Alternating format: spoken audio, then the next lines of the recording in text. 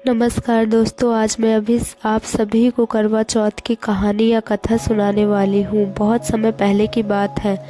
एक साहूकार के 7 बेटे और उनकी एक बहन करवा थी। सभी सातों भाई अपनी बहन से बहुत प्यार करते थे, यहाँ तक कि वे पहले उसे खाना खिलाते और बाद में स्वयं खाना खाते थे। एक बार उनकी बहन ससुराल से मायके आई हुई थी। शाम को भाई जब अपना अपना व्यवसाय बंद कर आए तो देखा उनकी बहन बहुत व्याकुल थी।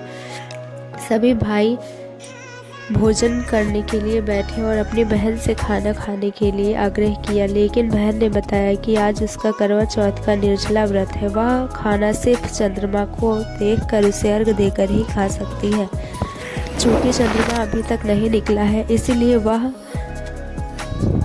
इसीलिए वह भूख प्यास से व्याकुल हो उठी है। सबसे छोटे भाई को अपनी बहन की हालत देखी नहीं जा रही थी और वह दूर पीपल के पेड़ पर एक दीप जलाकर चलने की ओट में रख देता है। दूर से देखने पर वह ऐसा प्रतीत होता है जैसे चतुर्थी का चांद उदित हो रहा हो। उसके बाद भाई अपनी बहन को बताता है कि चांद निकल आया है, तुम उसे अर्घ देने के बाद भोजन कर सकती हो। बहन खुशी के मारे सीढ़ियों पर चढ़कर चांद को देखती है, उसे अर्घ देकर खाना खाने बैठ जाती है। वह पहला टुकड़ा मुंह में डालती है तो उसे छींक आती है, दूसरा टुकड़ा मुंह में डालती है तो उसमें बाल निकल आता है और तीसरा टुकड़ा जैसे ही मुंह में डालने की कोशिश करती है तो उसके पति की मृत्यु का समाचार मिलता है। वह बौखला जाती है।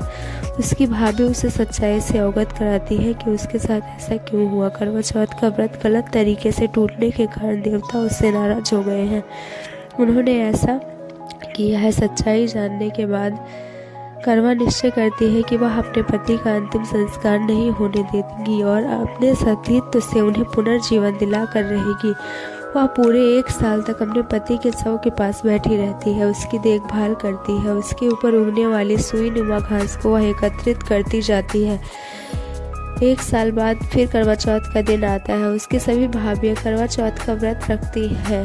जब भाभियाँ उसे आशीर्वाद लेने आती हैं तो वह प्रत्येक भाभी से यम सुई ले लो, पिए सुई दे दो, मुझे भी अपनी जैसी सुहागिन बना दो, ऐसा आग्रह करती है। लेकिन हर बार भाभी उससे अगली भाभी से आग्रह करने का कहकर चली जाती है। इस प्रकार जब 6ठे नंबर की भाभी आती है तो करवा उससे भी यह बात दोहराती है। यह भाभी उससे बताती है कि चूंकि सबसे छोटे भाई की वजह से उसका व्रत टूटा था, अतः उसकी पत्नी में ही वह शक्ति है जो तुम्हारे पति को दोबारा जीवित कर सकती है। इसलिए जब वह आए तो तुम उसे पकड़ लेना और जब तक वह तुम्हारे पति को जिंदा न कर दे उसे नहीं छोड़ना। यह कहकर वह चली जाती है।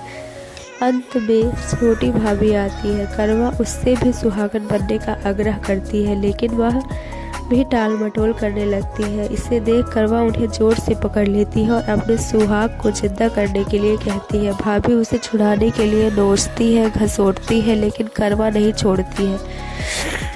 अंत में उसकी तपस्या को देखकर भाभी पसीज जाती है और अपनी छोटी उंगली को चीर कर उसमें से अमृत उसके पति के मुंह में डाल देती है। करवा का पति तुरंत श्री गणेश करता हुआ उठ बैठता है। इस प्रकार प्रभु की कृपा से और उसकी छोटी भाभी के माध्यम से करवा को अपना सुहाग वापस मिल जाता है। हे श्री गणेश, माँ गौरी, जिस प्रकार करवा को चिर सुहाग का वरदान आपसे प्राप्त हुआ है वैसा ही सभी सुहागनों को मिले। जय श्री गणेश, जय करवा माता की।